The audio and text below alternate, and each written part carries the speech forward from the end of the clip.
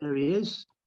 What's happening, guys? So, episode number 2 of the Bodybuilding podcast. We're lucky enough to have Jonny Mack. If you don't know Jonny Mack, you need to get to know him. Would you like to introduce yourself, bro?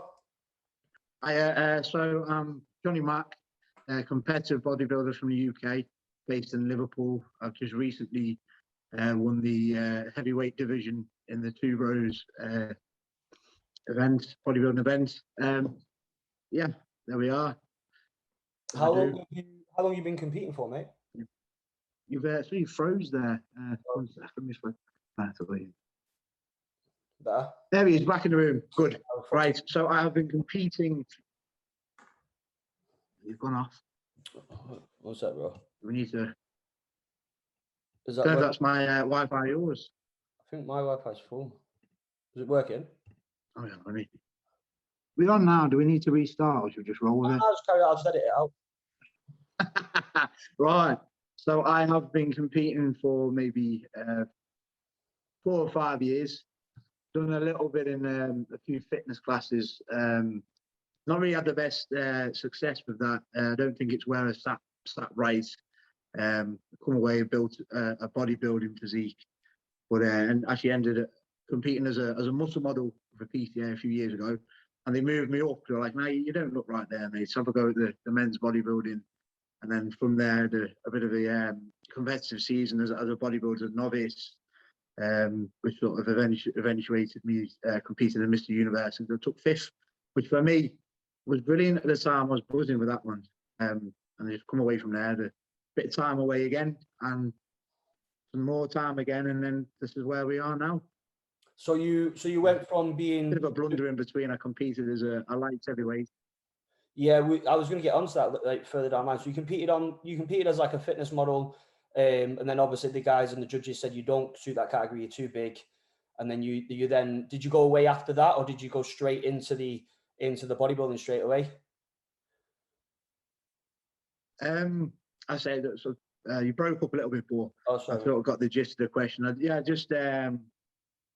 So I done the fitness divisions. I've done like a Miami Throw, the sort of smaller, not say smaller, not small at all, the more fitness federations. I've done a Miami Pro. I've done a little show out of Body Power. I didn't really have any success with them. I sort of come away from there, put some size back on, and it was about 2 years of building, and thought I'll dip my toes again in the bodybuilding class. Well, muscle model class with a PCA. So you went from light heavyweights from last year, was that, to the heavyweight? Oh yeah, so yeah, last year. Oh, that is a story. I mean, really, I sort of I was at this off season where I put on loads of muscle and thought, yeah, I'm going to get back on stage, and Two Bros was the sort of show to go for at the time. And they end up competing again, and I was sort of chasing weight, and I come down to light heavyweights, and wasn't really the right look. I didn't have much success. I got beaten in front of, I'm going to call it a home crowd. We had like a lot of support there, and so I'll talk about that a little bit later on why I was the way I was this year. I got beaten by a good bodybuilder, Paul Latham, who's now a pro. So no bad. It's not really that bad. I'm not going to take that one to the heart. The guy was a good bodybuilder, but it wasn't the right look for me. I've come away from that. I had a big off season with a coach, Scott Francis, who I do have to give credit to, because we put on 100 pounds in 6 months. What I think everybody's question when I asked him was, what had you done differently from, obviously, how did you put the 100 pound on? What was that like? What did you do differently? Was it training? Was it nutrition? Was it gear? Was it different? What was different in that 6 months? How did you gain that amount of weight? I say I was obviously majorly over dieted to make the light heavy division. So everyone rebounds at the shows to an extent. I was always meant to be able to 200 pounds, always competed around 200 pounds, and competed at 184 pounds for light heavyweight. So I'm going to say that is one of the main factors. Obviously the rebound out of the show, some you're going to have some sort of muscle memory, and filling out to do after show. That's sort of commonplace. But following on from that, it's just a different drive within me. A lot of people had access to gyms and stuff, and we lockdown hit. This is, if you're talking about the light heavyweights, and then where we are now, competed light heavyweight got smoked by 4A from the guys. Fantastic. Just so the people know, like, how did you go about over dieting? Why do you feel like you over dieted? What actually went wrong in that prep, or what wasn't right for you? Or why do you feel like your body went to that stages? I think if you're dieting, you have to know when to pull back. You have to know when you're ready. You need I don't want to step on anyone's toes. You need a coach who is attentive over that, looks at your check-ins with precision, understands where you're at, where your starting point is, how much body fat you're actually carrying, not chasing the scales. You're chasing condition, not the scales. So when you start to flatten out, you need a coach who understands. Right, he's not still fat. He's flat. Yeah, I think we've all been there. I've been there myself, where we will just do whatever it takes, and the harder we're working, the more we're doing, the less we're eating. We feel like we've earned it more. But sometimes you've got to box clever, and you've got to realize that it's a muscle retention competition, not Weight Watchers. It's not trying to get the weight as far down as you possibly can, and lose as much weight as possible. Because again, overall, that just managing the fatigue, managing the look is basically what coaching is about. I've learned over time, it's not just drop 2 pound, drop 2 pound, drop 2 pound. It's everything else, isn't it? Well, that's it. Obviously, there's other factors. I would never slag anyone off. I would never put down the coach's approach. I think there's always external factors additional to that. Obviously at that time, I'm a working man. Bodybuilding's not my sort of bread and butter. So at that time, I was working on a nuclear power station, removing asbestos. So I'm a working man. You know what I mean? I was working 8 till 6 on a nuclear power station in Anglesey. And those are difficult shifts. The place is grey. Like there's nothing. It's the nearest gym is 40 minutes away, and it is somebody's garage gym with the basics and the circumstances surrounding a prep. The stresses of working away from home, and the stresses of work and life, and to get to Tesco took me 45 minutes. So it's the stresses on top of that, and the stress of working away and the expenses of working away, and things like that definitely had they are a factor, regardless of the coach. You don't always point the things at the coach. I think that's important, because everyone is going to have their own approach to it. And I did, as it was done, we're still given the cheat days. We're still allowed to refill up. Or I think that's an important factor. Is that there was other stresses involved. Did you find it was obviously going that light and obviously being a lot lighter than you needed to do? Did your training performance drop? Therefore, then obviously you don't feel you could retain as much muscle, or potentially the plan was slightly different to how I trained as well. There's a lot of the training style was different. I was doing muscle rounds, and I don't train that way. I just train old school. Your training. How do you set up your training? Good. Sorry, can you hear me? Pardon, sorry? How do you set up your training? There he is. Yeah. So obviously, I was reluctant to allow a coach to take control of the training, based off in the past. For what Tom's done this time is like what you call it, a bro split. It's basic stuff. The guy has looked at my videos on Instagram, how I train, deadlift, squats, bench, heavy rows. It's basically like that. It's just a bro split. We do Monday chest, Tuesday we do legs, Wednesday we do back, Thursday rest, Friday delts. I do have a problem with my shoulder, so it's focused around injury, and then Saturday is just arms, because I think I need to come up a little bit. Never So can it's have two big of arms, can you? No one. No, even full for day those, for arms. yeah, always a day for arms. They're fucking right. Especially on the off season, if you're going out on Saturday, fucking right, bang arms on. Fucking get on it. So a cake anyway. Yeah, fucking right. So for example, so let's go back to, we've gone from light heavyweights, £184. What was your off-season food like to get £100 on within that 6 months? Oh man, right. Give us an example of what you'd be eating. It's interesting. It was heavy. I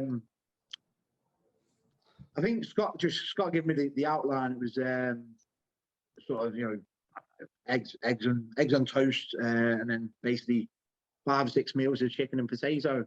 As simple as that. And then protein and oats, and then before bed steak and potato again. It was basic, clean, whole foods for the first £60, something like that. I was talking about weights. It was probably 250, 300 grams of chicken, maybe 400 to 500 grams of potato. We were fucking eating. Yeah. We were eating. Like, it got to a point.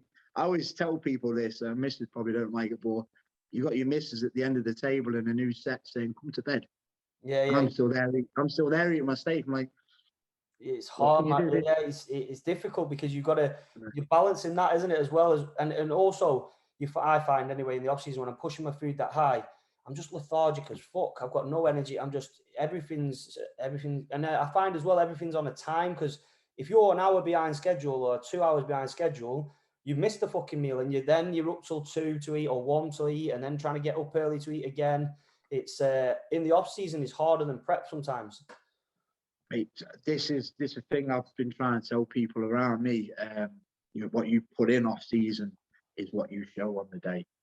That's it. So every day has to be all in. Every meal you have to, like, regardless of how hard it is, and it is hard.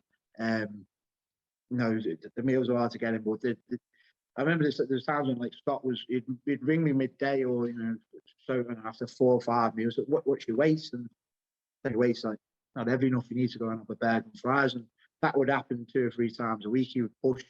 So you would have extra junk food. Well, that's junk clean, like food on top. Yeah. Like on top, when you got to around 260, that's when the junk started going in. Full boxes of cereal post workout, things like that. Obviously, you start using insulin and things like that. I only used a small amount. If you use fiber, you were slim. What did your cycle look? Did you push a crazy cycle in form of like gear, or did anything different than you've done before? There was not much different. I do believe it was the food and the training. I don't believe in high doses. I don't. Anyone that wants to look at it, I'd send over a screenshot of what I was told. Nothing extraordinary. Not really pushed above 500 mega test. Even on prep, this prep was 300 all the way through. Yes. Of an Amphate.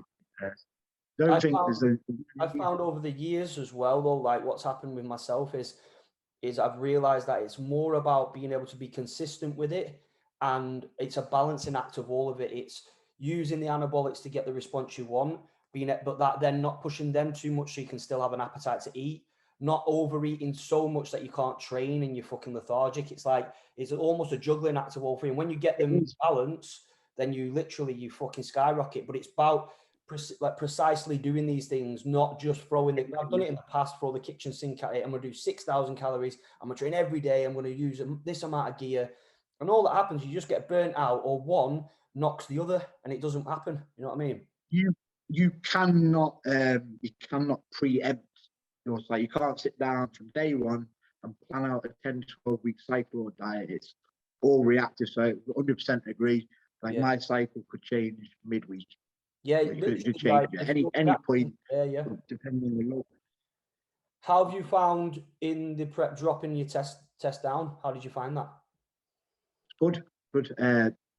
No, it just felt good all the way through, and I've never felt bad off it. I much preferred that lower dose. I found the same. Enabled me to utilize it better closer to the show if I needed to get a fuller look. I just thought that was a lot better. I than just found with the I've ran up to like 750 test in the past. I think most of us have been up there and just pushed it sometimes. And I found because I don't need to use an AI now, because I'm not aromatizing I don't have to use other drugs to combat the other drugs, and you just end up getting a compound effect. Whereas if you keep it at a steady pace or a steady level, then everything seems to work synergically. Like, it works well together rather than again. People just throw all sorts at it, don't they? Think I'm going to do this, but just in case I put this in as well. I'll be just in case I put that in as well. But rather than putting the minimum amount in, and then just allowing watching allowing things to take course, and then being reactive about it. I think that's the main thing, and that's what I've took away from this prep with Tom Ames. It's very reactive based on how it's looking, and rather than chasing weight, it's a look and it's performance. Yeah, I've had that this prep as well, which is good because obviously I always had a weight cap to get under, and it was always more about forcing the weight down. And everybody, nice enough, everyone's saying, "Oh, your physique's looking crazy. You made improvements." I haven't actually improved that much. It's just because you're seeing a fresher, like fuller, an actual fed physique rather than again chasing the weight, scale weight of going 3 pound, 3 pound, 3 pound. It's just we're leaner, sweet. Yeah, I agree. Yeah. Would you say, just for people who are listening, because obviously if you delve into, if as soon as we mention insulin, people are like, oh, fucking hell. Would you say it is a key factor, insulin, or would you say it's a tool or what to grow? I wouldn't, I personally, is it a key factor? Until you're putting in 1,000 grams of carbs a day, I just don't think it's worth. I don't think it's relevant. We literally just put it in post workout, and would I have ate that food anyway if I had to? Probably. Would my body have used it differently if I didn't use insulin? That's probably where it comes into play, isn't it? I would have still put that food regardless, like if I had to, but it's that appetite post workout. Put the slid in. And the partition of it as well, optimizing the actual food and utilizing the food. It makes sense to have it around that area rather than us trying to force, like you say, a box of cereal down us, which we would do anyway. But obviously, then it's not going to be optimized. It's not going to be partitioned as well as it could be. I think some people, what they try to do is they use these other tools before they need to as a crutch. So, for example, you put 100 pounds on, and all they've heard is, "Oh, I used insulin," and they'll think, "Oh, that's the key." They don't understand it was you was hack squatting. Well, I think it was Cybex hack squatting 9 plates or 8 plates? Yeah, that was before the insulin. That's what I'm saying. Like all these things came before the at the top bit. So on your training side of things, like what would you say was was it having training partners? Was it training different gyms? Was it having external motivation? Was it thinking I'm not going to be fucking lighter again? I'm going to be a heavyweight. What was your mindset like being able to do them sort of lifts? Because you were blowing the internet up with fucking an Instagram up with these lifts, weren't you? The way it is. Yeah, I mean, yeah, there's definitely a hunger there. Like I was speaking before about getting like smoked in front of a home crowd. There was about 25, 30 heads watching me. It's not a nice feeling coming off stage, and there was 2 class, and I got second, so I've lost. It's not second place. It's last place. No, you come off stage and I'd lost in front. Main thing, you lose in front of your bed, mate. You lose in front of your missus. You're like, say, I feel like a dick here. I feel like a fucking small man here. So it's that mindset of I'm not letting that happen again. I know me and Scott we don't work together anymore, but I will always credit where it's due. And the guy is a mastermind in what he says while he's training. Probably one of the most intense training partners I've worked with. Like on a psychological basis, like to tap into. Oh, he's nuts. Some of the things he'd say were just like, trying to think of something he come out with. He just used to come out with just absolute shit like that, watching or You know, everyone's doing 7. Everyone's doing that day when I done 9 plates. Everyone's doing 7 plates. Everyone's doing 7. Like, I don't know who he's on about. I'm just going there and list. I'm there to get strong. I do it all the time. Like if you ever seen any of my videos, like when I'll hack squat, it's not on a side bench, but on a normal hack squat and it's 9 plates, I'm like showing.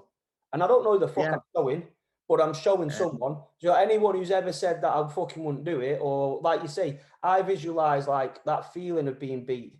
And I'll think, and I'm putting my wraps on, I'm thinking about how that felt, or like you say, coming off stage and everyone going, "Oh, you did all right, well done," and you think, patronising cunts, like not being horrible, but you know how that sinking feeling when you think, I don't want to go and face everyone. I think of them moments, and then I'm like, let's go, and then that's it.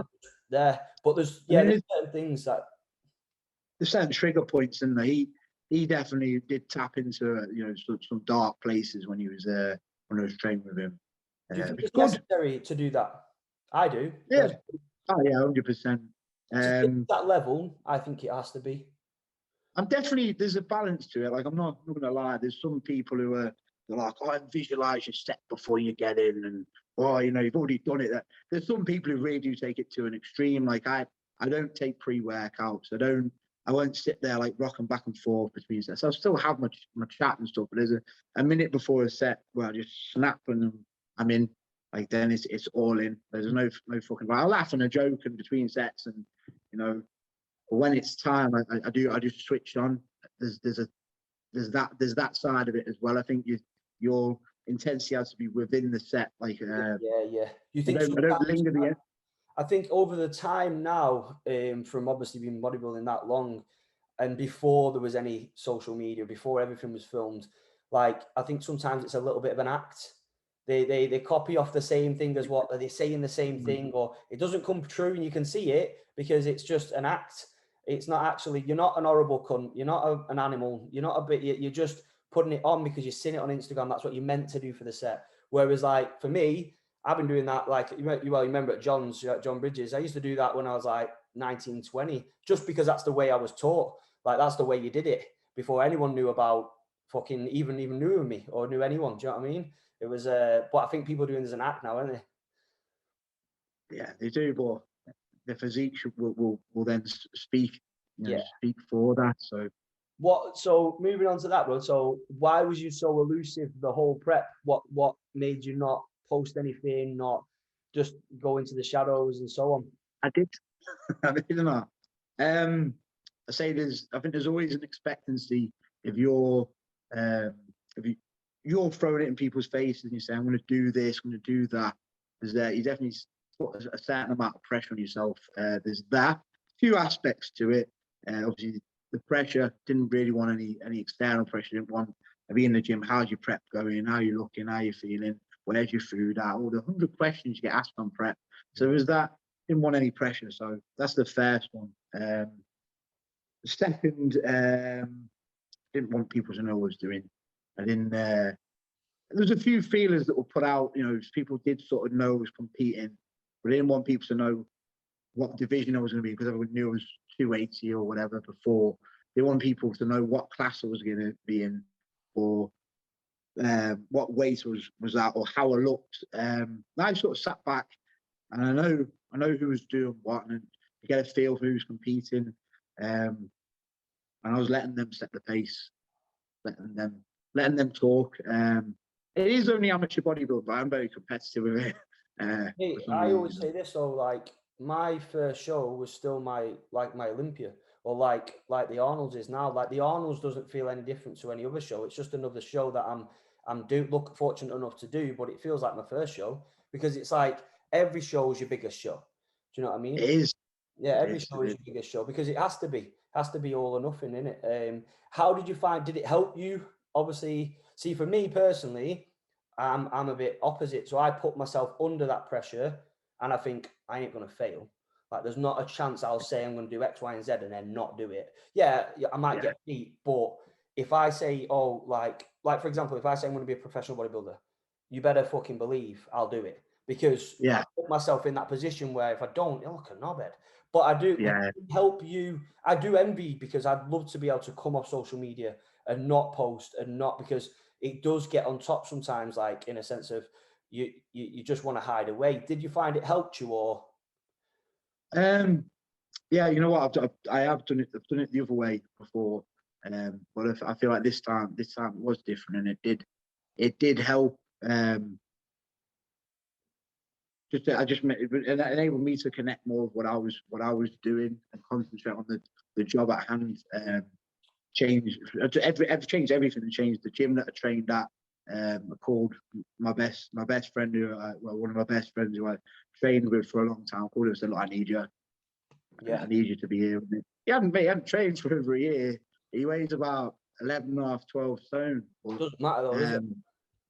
Me and him work well together.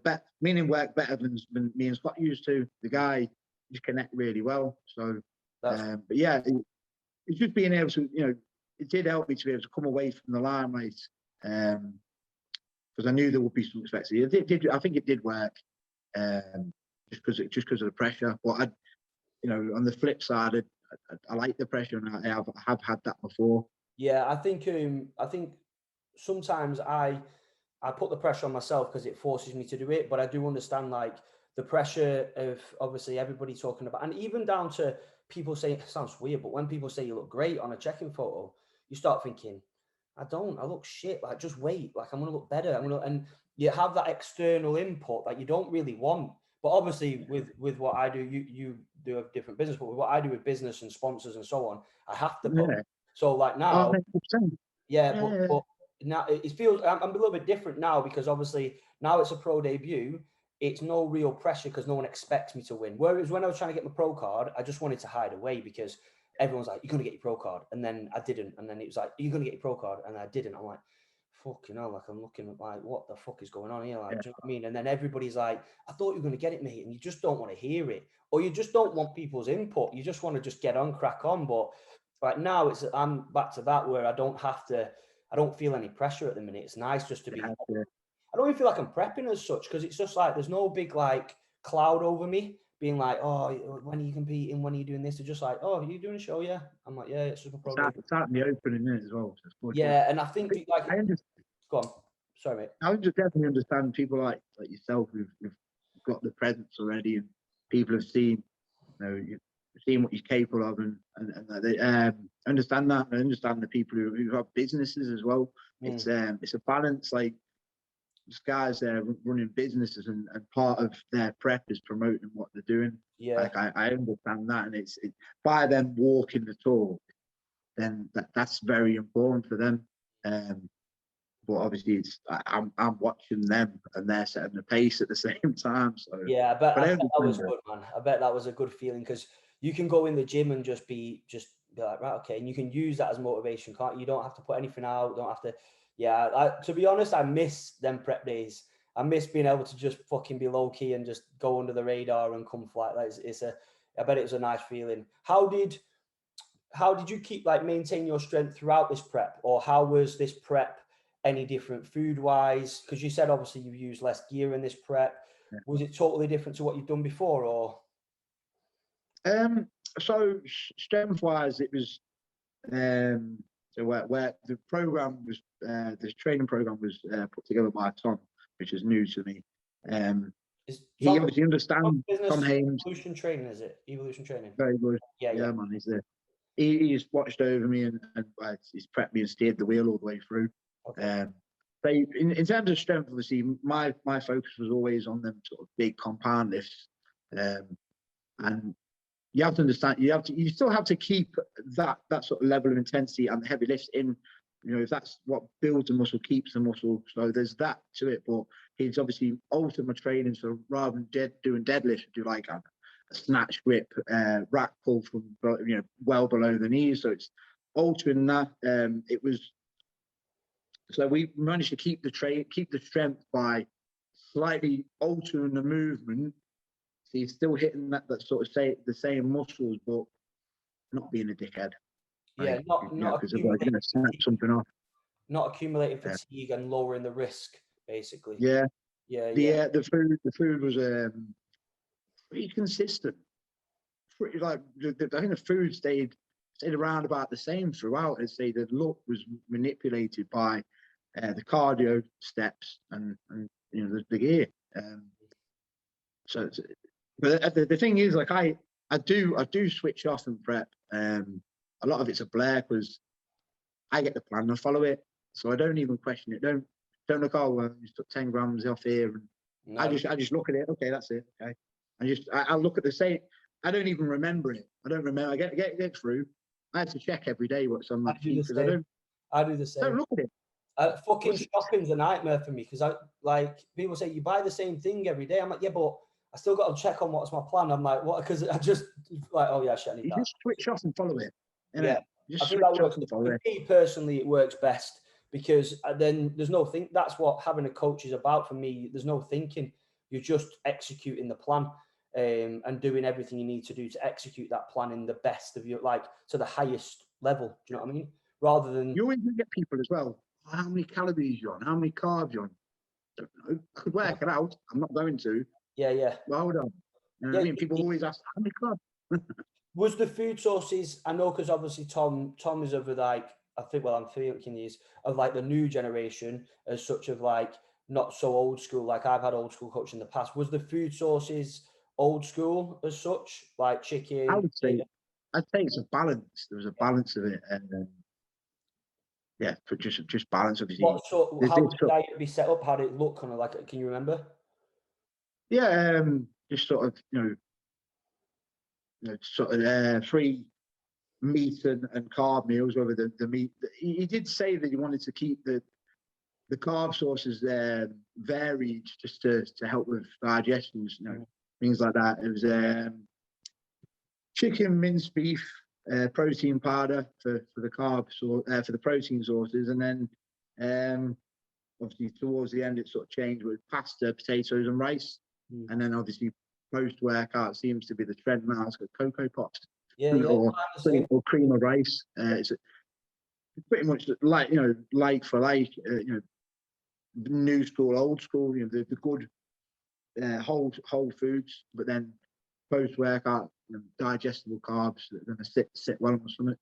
That's what people don't realize is when, for me anyway, say for example like the start of prep, I'm on 600 700 gram of carbs. I'll eat cocoa pops because they're easy to get in, they're easy digestible, and then as I get through a prep, the same with Callum, what he does with me now is we change the food sources, not because quote unquote the food sources are better in fat loss, it's just better in keeping me fuller and satiety. So I don't want to eat fucking 60 grams of cocoa pops, it's fuck all. I'd rather eat 100 grams of cream of rice, which can be more volume. And that's where people think, oh no, I'm eating cleaner because I'm dieting. It's like, no, it's just purely down to I'm eating less, so I need more volume of food. Like, you sell pasta, potato, rice is a lot more volume than fucking cocoa pops. So that's what I think, like, that's the greatest thing that I've learned over time now is as you get further into a prep, changing food sources over purely on just how you're feeling and hunger, not actual, because it's cleaner or it's going to get more fat loss. It's not. It's just going to fill you up longer, which is going to allow you to stick to your diet for a longer duration or feel better on that diet. And that's the thing. Like, I still, even now, I'm still eating bagels and I'm like 8-7 weeks out. But eventually I'll change it to potatoes because 2 fucking little bagel thins or 500 or 400 potato, I'd rather have 400 potato. Yeah, 100%. With the anabolics, so you didn't push. Did you keep insulin in through prep or not, or did you? No, we didn't. I didn't use Slim with Tom. Oh, you did. I used Slim for about 4 weeks with Scott in the off season. I was like 280. Okay. I didn't actually run. I'm not running Slim. No. It was literally just with Scott for a short amount of time until my shoulder went. And then I was like 280, ready to push. I'd have made 300 pounds if that hadn't ever happened on my shoulder. Slim, we didn't use Slim through prep with Scott. We used it for a little bit for a carbo, but obviously don't want to give the game away too much. Oh, yeah. But yeah. So I watched you actually at your regional.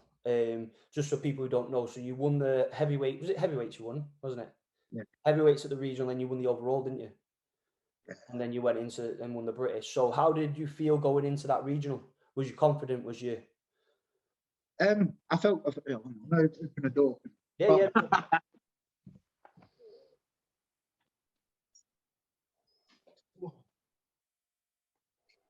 Areas. Go on, bud. Right. Right, going into the regional, I sort of just went in with a sort of relaxed approach. I didn't go in with any expectations. I think that's the main. It's quite relaxed. But you know what? There's 2 bros. Last regional qualifier. If I place top 3 in the heavyweights, that's a big achievement because I've moved up from the light heavies. So just went in quite relaxed. Content with the look. I think it was the best look I'd had today. It was 222 pounds. Yeah. Good. I was happy with the look, and the main thing I'd improved. You look phenomenal. I think it was better look. It was definitely a better look, fuller look for that than being the light heavyweights. But yeah, I was just content. I just went in content with what I was doing. A lot of attention to detail with this one. Try and tell people. I tell people on here. I think there's nothing worse than doing. I mean, it was only a 7-week prep for this one, but nothing worse than working hard for 7 weeks and just winging it like last minute. Just throwing a black pair of trunks and just throwing above it. Now everyone's got to be right. You've got to be groomed and immaculate in your appearance. You see a lot of people like shake tans. Like, to me, the tan was one of the main things for this show. I know it's something that definitely gets overlooked. People leave it to last minute. I'll just slap on a bit of dream tan and then the water's running off them and so much. It's terrible. I went in for this with a different mindset of this is going to lead to a pro qualifier. Yeah. I'm not a professional bodybuilder. You are, so hopefully I'm telling you right. Yeah, you have to be. I have the mindset, and I've had the mindset for years that you have to act like a pro to become a pro. There's no point being like, well, when I turn pro, I'll do X, Y, and Z. Do what pros do now to be a pro. That's how you become one. Like that's what I did. People are like, oh, my ethos was always to create a pro physique, not chasing a pro card. I'm creating a pro level physique. So when everybody sees that, they're like, that's a pro, or like he should be pro. He has to be pro. And that goes down to, I say it all the time to my clients, your posing routine, your tan, everything that you are meant to do. Like, so how I break my prep down now is I look at stretching, I look at posing, I look at ab work, I look at any element that I could be better at that goes into this game. I want to be the best at it, or be aiming to be the best at it, rather than just being like, oh, I can lift heavy. Oh, well, that's good, but you're shit at posing. There's so many key things that go into it to not leave any percentage out. That's what I look at it like. So I'm exactly the same as you. Like, my tan's got to be right, my posing routine, my trunks, my music, everything has to go into it, because them kind of details, I look at it like 1%, and there might be just 1%, but 5% is first or second. That's how that's and I'm the same as you. Like, I can't get off stage and think, if only I coulda, I woulda, I shoulda. Nah, fuck that. If I did everything and I get beat, it is what it is. But as long as I've done. But yeah, so you went into that regional, and so let's fast forward. So you win the class, and then now you go into the overall. What was your thoughts? What are you thinking? I seen you, man, because you were shocked, weren't you? You was like, fuck. Yeah, I was mad. I did, yeah. Once I got it, I was overwhelmed and made up. But I thought, you know what? Now it's time to go to work. I think I was better in the overall than I was in the heavies class. It's a bit shook in the heavies. Like a bit, backtracking a bit more. Some big names there, some big boys, some well polished physiques. So to get the win was overwhelming. And then it was a case of, I'm seeing the gun in here for the overall. So now I've got to go to work. And there was two quite big names in the overall. James, wasn't there? James Watts and James Watson and Real Deal. Conor the Real Deal. And they're big names, and the two people who was saying about when I was being quiet. I was two people I was watching the whole time. And I'll give them credit, because they lit the fire for the whole prep for me. So thanks, guys. I do the same, man. I pick one person. I just pick one, and I just use them. It could be one column, it could be anything, and I just use that, and I just okay, let's go. And I literally. But they're the boys. They're the boys. Everyone was saying that they were the favourites going into the show, weren't? Well, I believe they were anyway.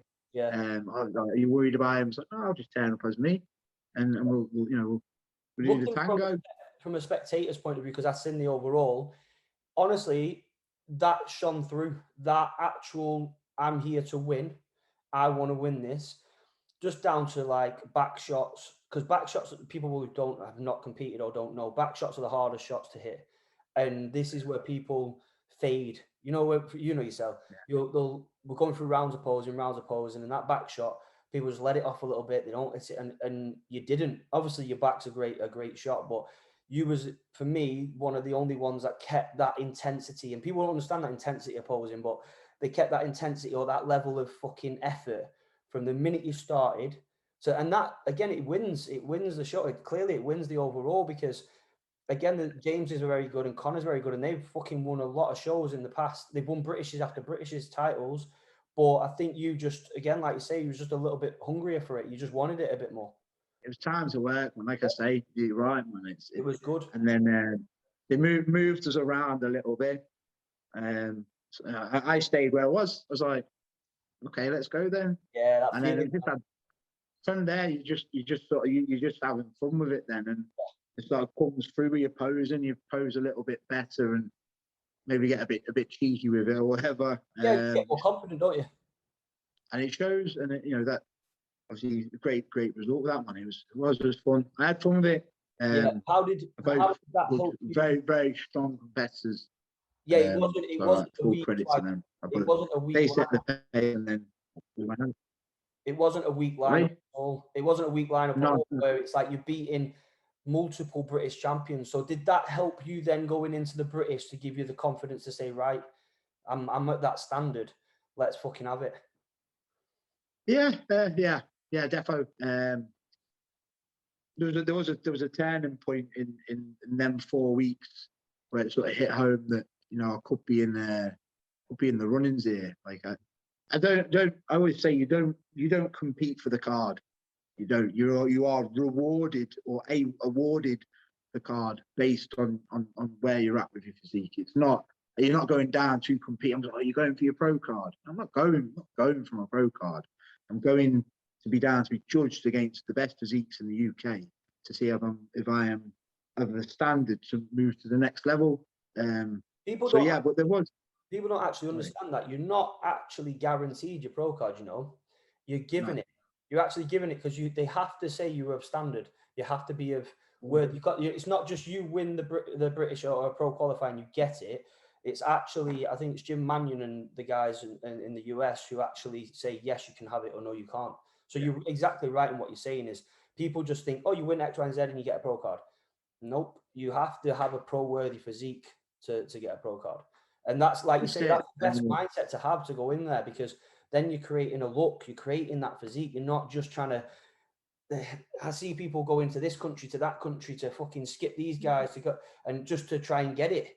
And it's like, we'll definitely move on to that one, mate. That's definitely another talking point. So, but yeah, there was a turning point this prep. Few things changed with cycle and things like that, and manipulated the growth and things like that, which is new to me. But happy with the change in look. And there was a point where my girlfriend's not a professional bodybuilder. She, people do blow smoke, but she doesn't. She doesn't blow smoke. If she thought it was shite, she'd tell me. And she just said, "This is the first time we've looked, and you look of a pro standard." And like whether she just said that as a boost. I do believe she said that. At the time when I was training, I was near. I don't think I'm any better now. I don't. But I do want to be competitive for that, and that's the look I'm trying to achieve. So that definitely gave me the fuel and the fire to finish the job. Yeah, well, you don't even, it doesn't even have to be said by yourself. The results say it. If you're winning the British title and you're in an overall, you're of that standard. You're up there. Do you know what I mean? That's what you're not talking shit. You're not saying, oh well, I'm going to. It's your results, winning overall, regional overalls, then winning British titles, does say that you're the best in Britain. So you're up. Like you're right in saying you're right, definitely up there. So how was it when you won the British? How did you feel? Was it more about, was you happy about winning the British, or was it like, all right, fucking hell, I can go and win the pro card here?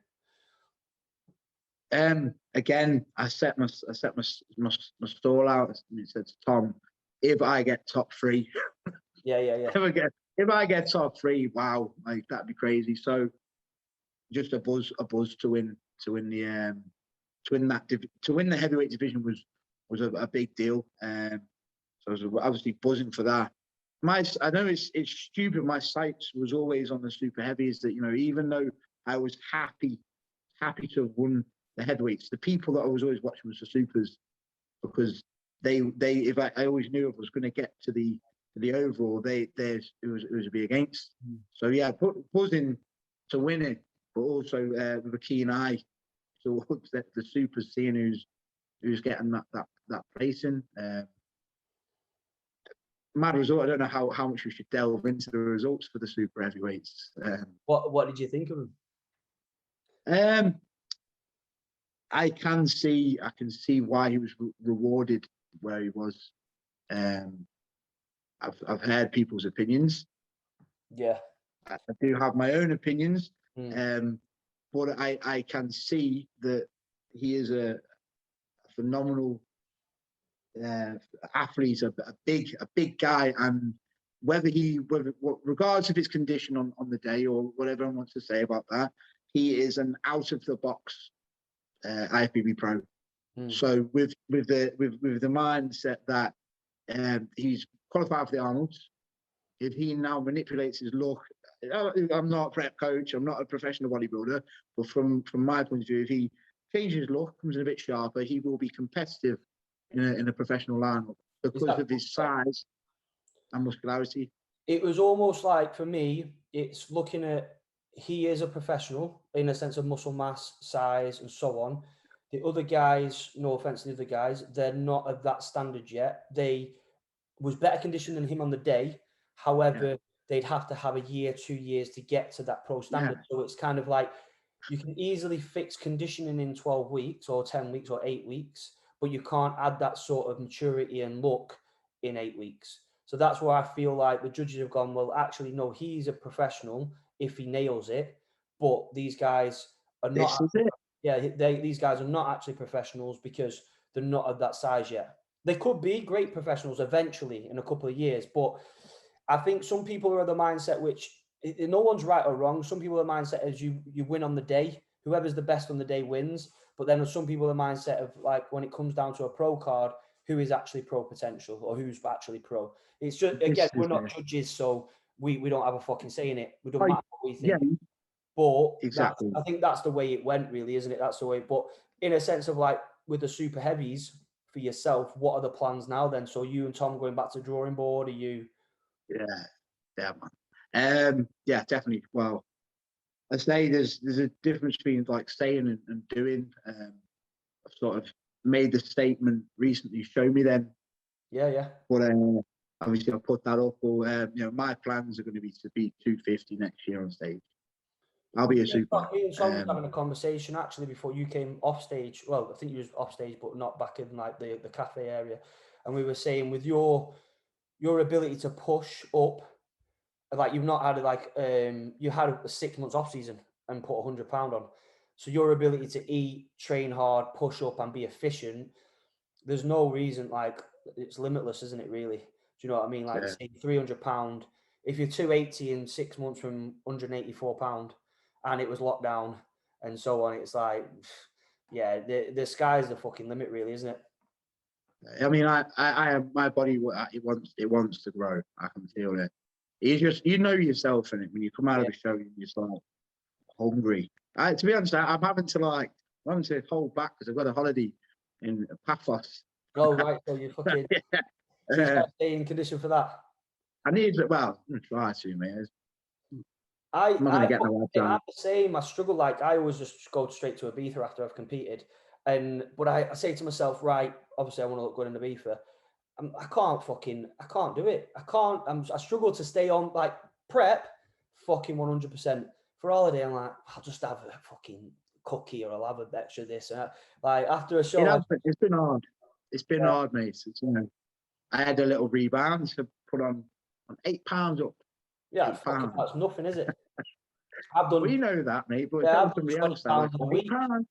Yeah, I've done 20 Eat me, pounds a that's week. it. Yeah, yeah. Some That's, people have said, you know, 8 kilos, not £8, but yeah. I'm Well, happy to sit pretty at £8 up. what I find as well is, for me and for clients, is you can fuck an off season up in the first 2 weeks after a show. Oh, You yeah. can fuck it up by overeating, by because you're so susceptible to gaining fat. Because obviously your appetite, like anyone who's prepped knows, the appetite of a dog after prep. There's no stopping you. Like, you're just an empty. Even when you're full, there's room for more. And Oh, you yeah. eat yourself into fucking. I've done it. I've eaten myself into a fat cunt. But you ruin the whole off season because your insulin sensitivity is gone, your body fat's too high, your appetite's shot. And I think over time, as you learn, and this becomes more of like a long-term career goal, or like a long-term, right, in a year's time, I'm going to do this.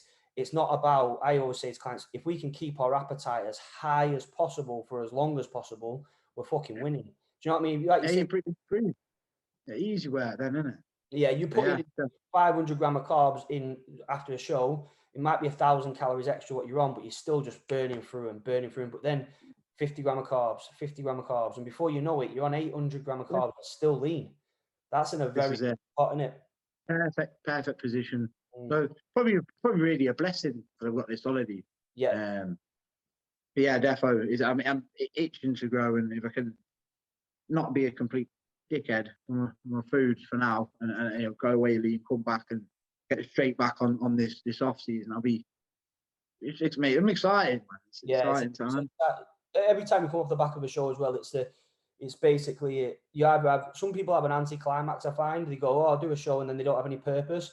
But for me personally, I'm already thinking about off season, like fucking, like you like straight away you think, right, done, like that show's done. Next, progress.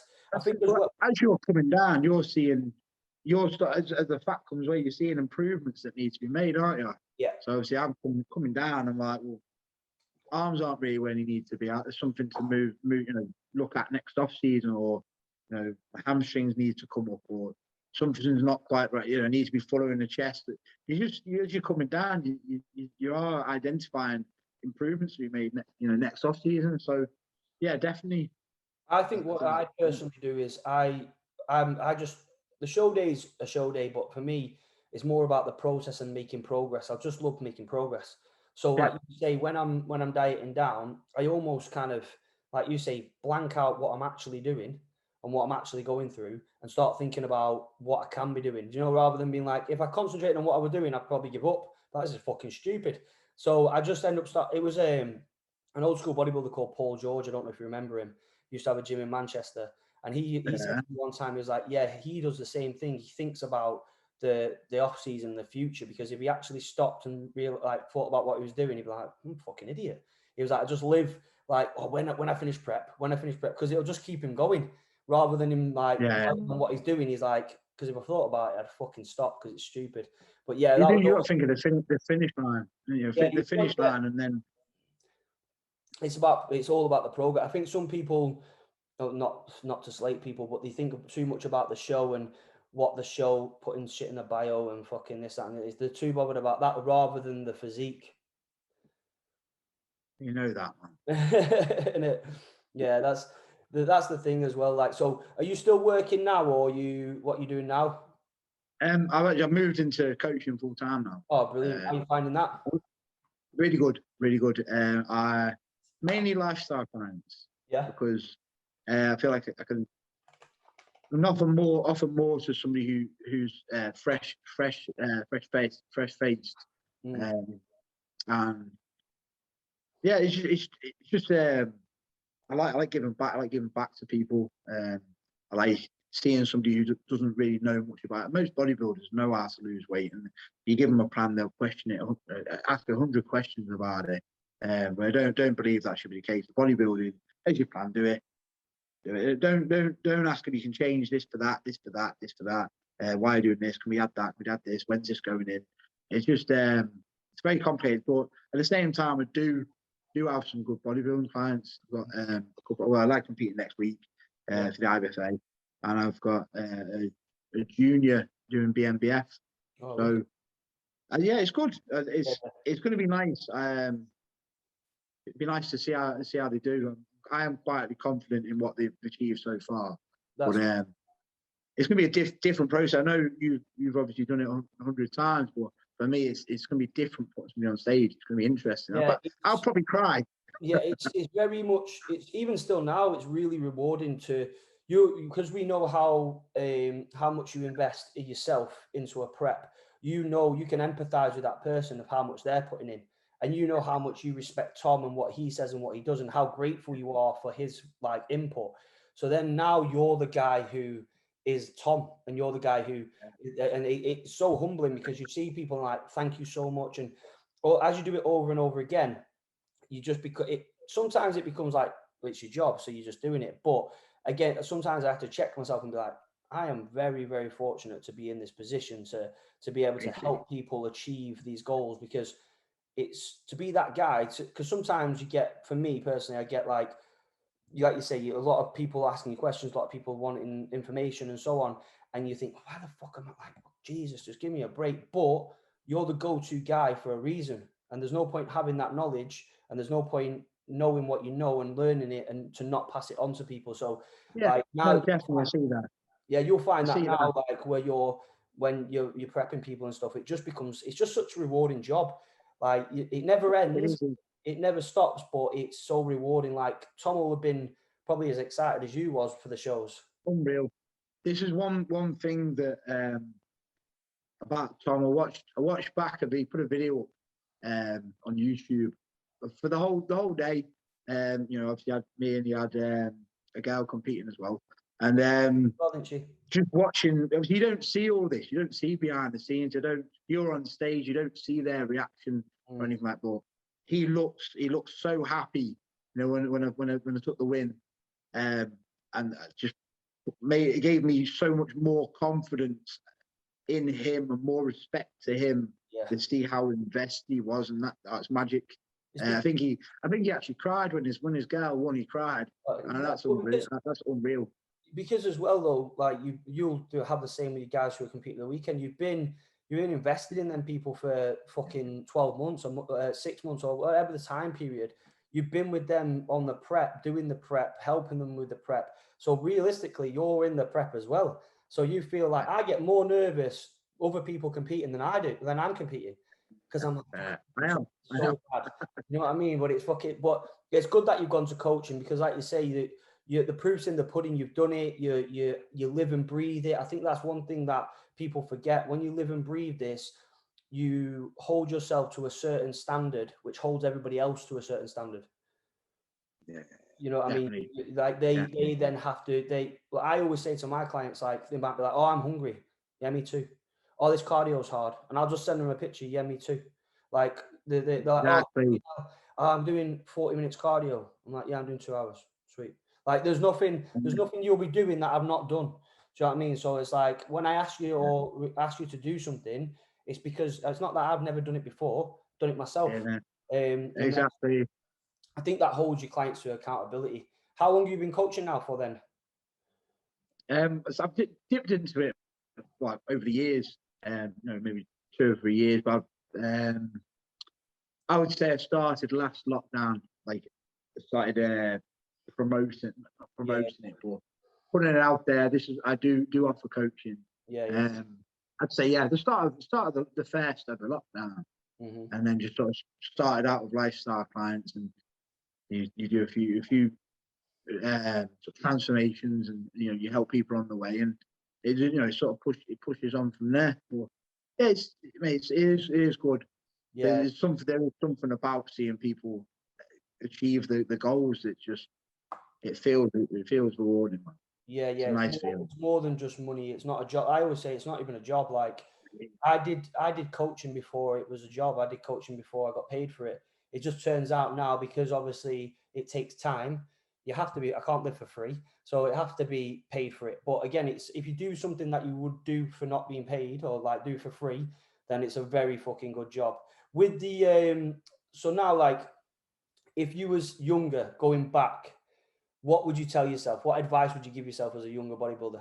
What do you think people like this next generation coming up? need to know? What would you wish you would have been told? What should we? Yeah, it's a big one, man. I've never even thought of that before. But let me have a sec. Let me think.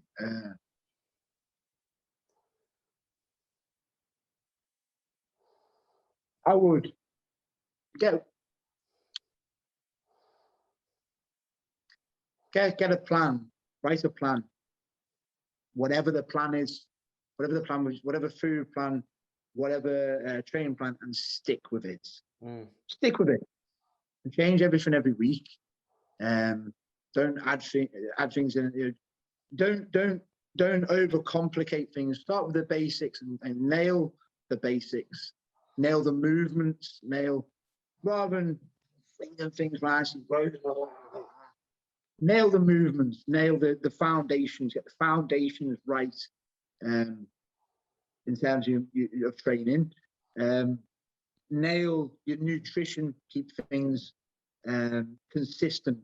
So follow the same food plan for a week before you change anything. Don't add anything in. Don't eat shake. Don't veer off plan. Be consistent in your approach to your nutrition. Yeah. Supplements aren't everything. Gears aren't not everything. Food is always key. So that is one thing I would definitely say. Don't need to add the latest gimmick or whatever. That's one.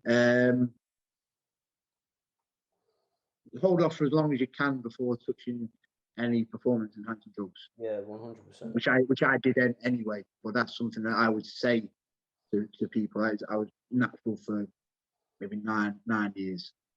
That's something I always say to people, and it's a combination of everything that will get results. It's not just one. So if you're going to be meticulous in one, be meticulous in every approach, everything that you do. That's exactly what I would say is nail the foundations of training rather than doing fancy movements that you've seen on Instagram or you've seen this guy next guy doing it. Get really fucking strong at that. I wish I'd have known that when I was younger, in a sense of like deadlifts, a sense of squats, like benching. I was fortunate enough to have great trainers around me, but there is certain lifts that I just didn't do. That was purely because they was older guys who just didn't do deadlifts, and I just shut up and put up and did what I was told. And then obviously, I think another thing is with people trying to find the secret. There isn't a fucking secret. There's just hard work consistently. And I think the biggest thing for me is take the goal that you expect and add 3 to 5 years onto it. Because that's how much longer it's going to take you. Like I was always like, I'm going to turn pro at this. I want to do this at this. And you don't realize how long it's actually going to take. Like me, James, Hollinshead, Jamie, we all have a good laugh about saying 10 years. We're all 10 years competing for 10 years to get a pro card. And people are coming in saying, I'm going to, like yourself, you've been training. How long have you been training now? Be a long time, won't it? 12, 13 years, long time. And now now people are putting you in that mix. You know what I mean? Now people are saying, fucking hell, yeah, he's coming up. And it's like, coming up? I've been here for fucking 12 years training. Yeah. But it takes a lot longer than you think. Yeah. But people have this notion where they come to me even now and say, oh, like, I want to be a pro. That's nice. I understand that you want to be a pro, but you've been training a year. Come on. You know, I have, admittedly, got clients who said the same thing. Very sort of early on in the journey, said, "Yeah, we will do that." Yeah, I will never discourage. I'll never discourage someone's end goal. I'm just saying. Yeah, exactly. You just have to. You have to be realistic to them at the same time. It's like, yeah, we will do that, but we've got some work to do, innit? Yeah, 100%. It's people don't realise competitive bodybuilders are fucking massive. It's just bodybuilders are big. It's big. I think with the more knowledge we've got now, and the earlier, because I remember when I first started training, I didn't have a clue. And now, if you was 18 now, or say 17 now, the amount of knowledge and content and things you have, or resources you have, you can work your. I didn't have a fucking clue about macros. I didn't have a clue about any of it. I just fucking ate. And even though it worked, I think there's kids now who are 18, they're getting coaches like myself who then don't make any mistakes. For the first 5 years of the fucking training experience, they make no mistakes because I've done them all. I've made all them, and it's like now that's making the actual standard of bodybuilding so Oh yeah, higher, so much higher. definitely, definitely. I think that's why it's value. That's Yeah. why it's value in people like yourself. Yeah, I think kids who are like 21 now coming out, like, what the fuck? Like, fucking, No, like, it's doing Jesus. like that. Just the thing is when you get somebody comes to you with like high expectations, but you have to realize it takes a long time. And I think you are right when you say you can't discourage anyone, but you have to be realistic. Is that these things take a lot of time. I don't expect anything. But I don't know. I'm going to say I'm going to go in and smash my pro card next year. Nah, I'm not doing that. Like, whether that's within reach or not, I'm going to make you. You have to be realistic. I've got to make the improvements. How long is it going to take for me to make the improvements to be up to standard? Yeah. Well, so that's it. You always have to concentrate on the goal, not the time. Small steps. I just feel it's small steps. Like it's Has to be.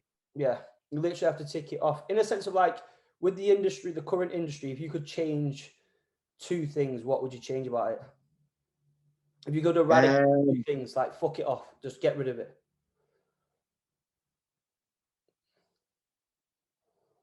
Two things, man. There's a lot of things you change about the industry, and James, go on. I'd say so the first one, I'd say people's obsession with sort of social media, and it's a massive thing. It's got a massive weight within our industry, and it's a massively important. There's a lot of pull on the industry in terms of the money and things like that. So, but the way people use social media, I've got a dislike for people who post updates every 2 minutes. That's something I don't necessarily like. But again, I understand the people that do it, why they do it, because the people that are interested in it. People do. I think my personal opinion is, I was having this conversation yesterday. I wish people who was more real on social media got more credibility than people who create a facade to look like like people will create this perfect picture, and that then will be idolized and pushed and liked and looked upon because we're all. That's probably what ties in with what I'm saying. To be fair, is that's probably more what I mean. Is that I wish if I posted up a fucking shit picture of myself just saying I fucking feel like shit and like this is the true honesty of prep, it probably wouldn't do that well. But if I post a picture of myself on a beach looking fucking amazing with fucking this and then people are like, oh my God, he's absolutely smashing it. Well, really, we're probably doing the same fucking thing. But what it is I'm just being real about it, and it's not a highlight reel. I wish that it was no longer a highlight reel, but actually the real life content of your life. Do you know what I mean? Yeah. And that would be rewarded by people. It's not, because obviously everybody, I think it's become more of like an advertisement platform or a marketing platform rather than just a documentation. Like it's not documenting people's lives. People are like, let's go to this place and take a picture and create content. And it's like, that's not real life. That's pretty much the UK at the minute, isn't it? That's everyone in the UK. Let's go to say no names of any gyms, but people do. You're right there. There's a point. That's the only thing I hate. I think social media, and used in the right way, is perfect for business, but I wish it could be used in that way and still be as fucking amazing as it is. To reward the smaller guys. I mean, probably a lot of people don't even know who I am because I don't do any of that anymore. But again, do I want that? Do I want to be a name within the fitness industry? It doesn't. I don't want to be a big name, but I would like to be acknowledged. I think that was definitely a part of this prep. To be fair, it's like I want to be acknowledged for being. My thoughts of it is more about I want a depth of following than a volume of following. I'd rather have 50,000 people who fucking know who I am, are invested in me, like me, rather than have 100,000 followers who just think I'm some funny prick who just fucking makes dickhead videos. Do you get what I mean? You're a funny prick. Yeah, well, yeah, so a bit of both, really. But no, but do you know, you see the people who make videos for clout and make videos for fucking whatever, just for reaction. I'd rather stay true to myself and have 50,000 followers who fucking like me than have 100,000. Do you know what I mean? Like, I'd rather have depth and actually fucking inspire people rather than just liking your video because you're popular. Do you know what I mean? Yeah, I understand where you're coming from. That's how I see social media, to be fair. What else would you change? The social media. Not even just social media, just like in general, like bodybuilding in general. Yeah, what do you not like? What do you think that's just fucking stupid? Why are you doing that? Yeah, that's one springs to mind actually.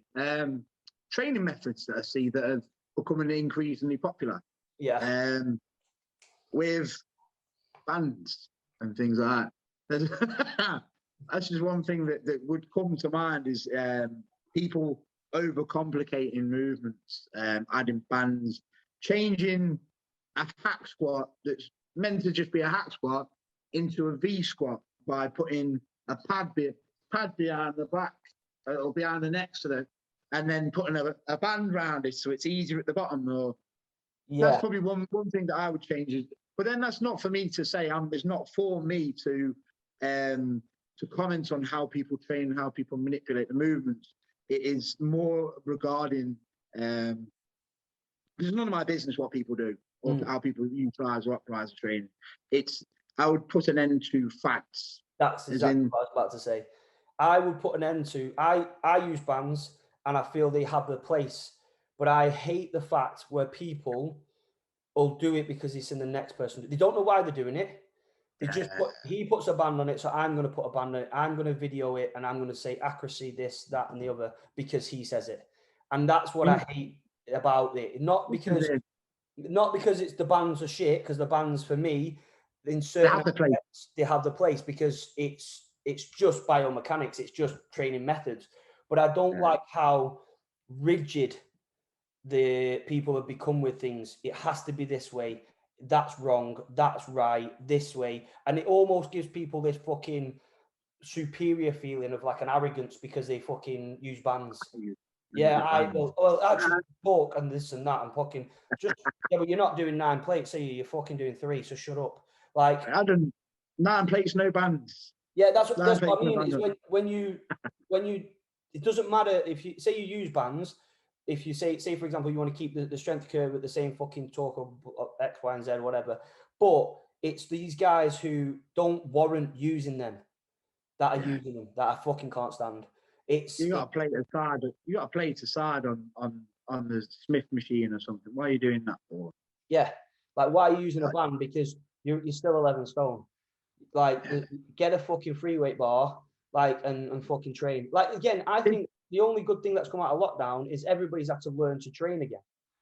Because it's master. I think Cam Mack put master the barbell. I think that was his thing because he had fucking cool setup in his living room, man. Yeah. But his thing was like, that was cool, isn't it? I was like, master the barbell. I think that's what he said, and it's like that is what it is.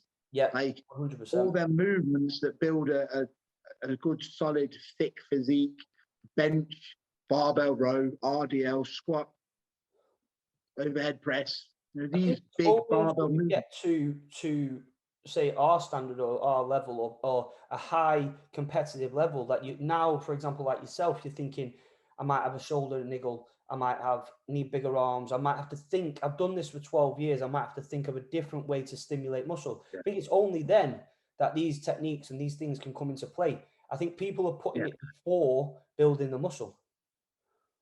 This is it. Like, 100%. I see what I agree with what you're saying. I think we have they have the place. They do. They have the place, but they're not.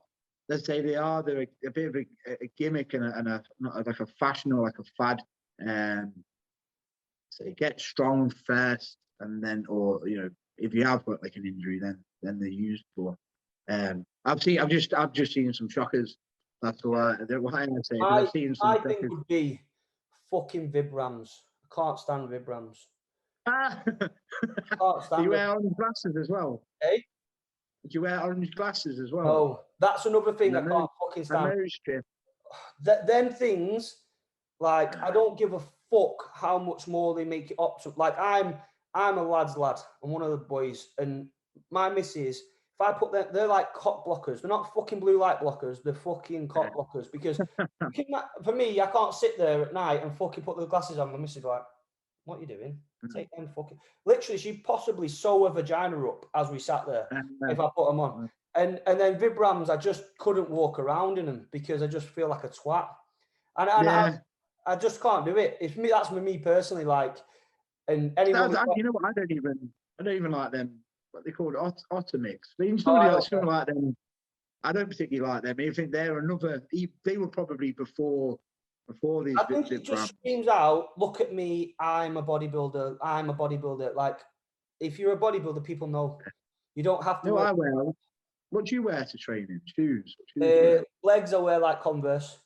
Just yeah. I wear to be fair, I wear the same shit fucking. I've got so many pairs of Jordans and this, that, and the other, but I just wear the same shit Converse because I like them. That's just Converse or Vans are always a go-to. Yeah, that's because I wear like Metcons, you know, like CrossFit shoes. Yeah. Because they're flat. Yeah, 100%. Like, to be honest, when I'm training, I don't really give a fuck about looking like.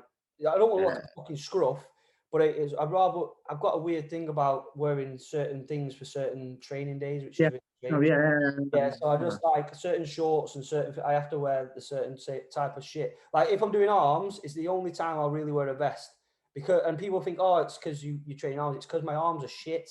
So I have to think my arms. You have to look at them. When I train in a vest, I think, fucking grow, you little twats. Do you know what I mean? But if I'm training like legs or back, or I have to wear a hoodie, I have to start in a hoodie because I feel stronger. It's fucking weird. Like, but I just feel more compact. And they're like, you're not hot. I'm like, yeah, I'm fucking hot, but I feel stronger. I don't know why. It's weird, isn't it? But yeah. Well, it's oversized. I wear like a sweatshirt. Yeah. But it's very weird, isn't it? It's weird. They have certain associations. I don't even know what them nose strips are for, but they're just fucking stupid. Yeah. Tell you what, I just couldn't go in bed. I just couldn't. I just like think, what am I doing? Fucking hell. Like, even if like, I know we talk about percentages and like fucking 1%, but come on, man. Not even what if it was 2% or 5%? Yeah, but then I'm missing out on a fucking good shag, and I'm on. so it's like I'm 2% better, but I've got fucking no sex life. I probably wear it the last 4 weeks of prep where I can't even be arse shagging. That's the only time I wear it. Fucking right. It's a job done. There is some weird fashions or gimmicks. We sound like right fucking moaning cunts, don't we? Look at us fucking. It's just against the grain. Yeah. I think when you've been doing this long, I've seen so many of them come about. And seen so many, and I just look at it and think it's just another thing. It's just another thing, that's it. And then they'll forget about that one and go on to the next one, and we'll still be fucking 9-plate side hack squats, no problem. And try and get 10 this year. Is that what we're calling? Maybe. I haven't used one of them. I haven't used them Cybex as well. Back on the free one. It's heavy, bro. Like, I think it's the angle on it. It's quite upright, isn't it? Steep, but in flex and tone. Yeah, imagine. It's got pull. There's another one. So you got the Cybex, which is ruthless, as you know. There's another one there that's more ruthless. It's like yellow, and it takes 1-inch plates, like old school plates.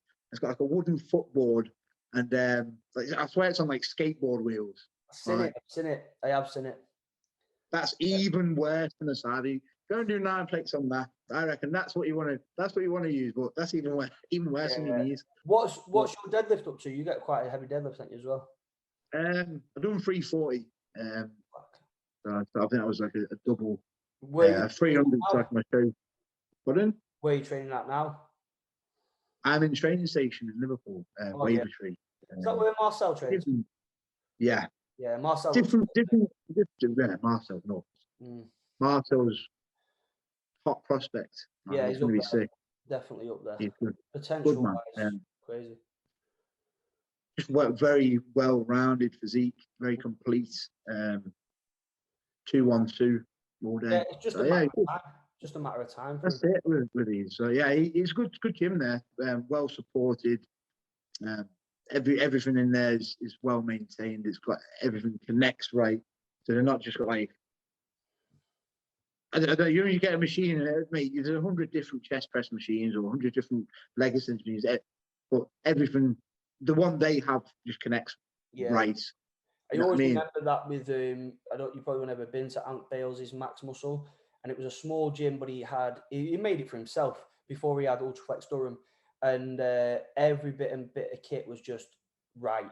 Like if there were more than fucking 12 people in there, it was rammed. But if you went in and trained with just Ant, like if you like paid for a PT session, like in the weekend, we traveled about fucking 5 or 6 hours to train with him. It was fucking brutal, but every bit of kit was just fucking perfect. But like I trained at Nathan's the other day, and I found it hard because at Prophecy, because there was so much kit. I was like, I don't know what the fuck to use. I was like, I could use that one. I could use that. And I'm thinking, fucking hell, it's great. But sometimes there's just like one option, and then I can just go in and fucking hit that. It is one of the best equipped gyms in the Northwest. Nathan's gym's exceptional. Similar Hard Labour's another one that's up there. Hard Labour's that Warrington, isn't it? Yeah, very well kitted out gym. Same sort of thing. Like there is masses of equipment in there. It's like, I just want to hit my lats. Yeah. But there's about seven different machines to hit it. Yeah. It kind of makes it difficult on prep, to be fair, when it's like that. Yeah. You just want to use the same machine every day, every time. That's what I was saying. When you've got too many options, you kind of like, oh fucking, I don't know which one's going to be better, and you end up shopping. You just want one, and you're like, right, okay, that's the one. When you've got no choice, you're like, fuck it, I'll just get real strong on that one then, isn't it? Exactly. When are you? So when are you away then, bud? When are you going on holiday? We've got. I don't know if we should call it weeks out. Weeks out from the holiday. Is that what you? 3.5 weeks out from the holiday. Paphos friends for a wedding. Not my wedding, thank God. Yeah, and then I'm back. Just getting pissed up, right? Oh yeah. Well, this is it. So back. It's only 7 days, so nice. All inclusive. Gonna have to start prep before when you get back. You'll be fucking 7 weeks out after it, won't you? You'll be like fucking right. Yeah. But no, this is why I didn't do any of the other shows this year. Is obviously a bit of downtime, and it'd be good. So yeah, nice little holiday, much deserved, isn't it? Really. Yeah, 100%. Do you got any plans? You going away? Well, I'm just gonna do. Obviously, got the Arnolds, and then there's shows after the Arnolds. But my train of thought is the goal is on cardio in the morning. Is win the Arnolds and get an Olympia qualification, which would be fucking. That's the dream of like that'd be a perfect scenario, because obviously then I could have 12 months to prep for that. The other side of it is, do I do the Arnolds, and then obviously me and Cal can test out the carb ups and the look and so on. Maybe do a Spain and a different. I think there's a Denmark show after it, and then trial some other stuff and collect some points. Or do I just shut up shop after the Arnolds? And it depends on how I look. If I look good enough and competitive enough, which I feel I will, but I just never know till the day, I'll carry on. But if I'm not competitive, I'll just shut up shop and fucking go to work. Because this year was meant to be an improvement off-season fucking year for me. But when I got the invite to the Arnolds, you can't turn that down. So like I would have been a fucking idiot to turn it down. So it was like, right, let's prep. And I just want to see. I'm not going to lie. I want to win. I'm training to win. That's just the way it is. But of course you do. Yeah, but also like I'm realistic, and I know the guys are great. Anyone can win. But I want to see how I fare in that lineup and how my physique looks. More about how my physique. My first goal is to create the physique that I want to display. And if it's good enough, it's good enough. And then if it's not, I'll go away to the drawing board and fucking put the work in. If it is at that sort of level, I'll push on then and start thinking, right, well, how can we make this Olympia shit happen? And then just keep going. And then after that, I'll go on fucking holiday. It just all depends on fucking vaccines, doesn't it? Like vaccines. Oh my God. Yeah. Jesus Christ. Oh, that was a question. That was a question, bro. Are you a red or a blue? Someone asked me to ask you. I'm a red. Okay. I don't believe the sport is what it was. Oh, really? No, I don't follow it. It's been a long time since I was brought up a red. It's just not the same game it was. No, definitely. I think Sky's ruined it. They used to be able to watch it on a Sunday match of the day, and my family just have me Sunday roast, sit down, watch it. Little bowl of cheese, hit the cream, watching the match. You're making me hungry. You're making me fucking hungry. When I was a kid, you know, when I was a little boy. But yeah, not the same as it was. Nah. I don't know. But yeah, here we are. Yeah, fucking right, mate. Well, it's been fucking a pleasure, mate. Thank you for coming on. But yeah, mate, honestly, like, I know you don't like updating social media, but keep putting your lifts on because it motivates the fuck out of me. Like, we keep posting big lifts because I fucking, honestly, mate, I go on and I check and I'm like, cunt, fucking lift, right, okay. And mate, I don't lift as much as you, but I just fucking, I might add an extra fucking 10 or a 5 just to fucking. You've been lifting every load in the off season. I've been watching you, man. Strong guy. We're getting we'll tie in soon. But I'm light, man. When I'm off season, I'm only like 220. I'm not fucking up at like 280. Yeah, mate. Like, obviously, I still have to make a weight for fucking classic. I've got to be light, so I can't be going. Well, I could get up to 250 and never get fucking back down. But no, it's been fucking really nice to have you on, mate. I'm fucking absolutely, like, I was absolutely made up when you won, just because, not because I fucking I've known you for years, but because you deserved it, man. You actually put in the work, you put in the time, and I remember speaking. You might not probably remember. Do you remember at Strength Factory? I spoke to you. I did. And I remember thinking, oh yeah, that would be good to see, because I remember you telling me like you were pushing, and I was like, right. And then you fucking just came through and absolutely fucking dominated, which was mega to see. Big fatty when you're seeing you at Strength that day. Probably peak off season, probably, I think. Yeah, you were big as fuck, but I kind of, you was like, right, I'm gonna do this. I was like, sweet, like, and then it was so good to see that. Then obviously I know what work goes into it and what you put into it, and then to see like on the stage and actually see you fucking it come to light and you actually win the British title, because winning the British title, man, that doesn't go away. Do you know what I mean? That's the legacy. That's forever, man. And now next the pro card, isn't it? Big year, big push. We'll go for this one, man. I'm good in for it now anyway. I know what needs to be done. When I'm back big and fat, I can I'll come and get a session and you can fucking school me, man. Let's get chunky then. Definitely. It's time. Thanks a lot, everyone, for watching another episode. Thanks for Jonny for being on. We'll see you next week. Nice one, guys.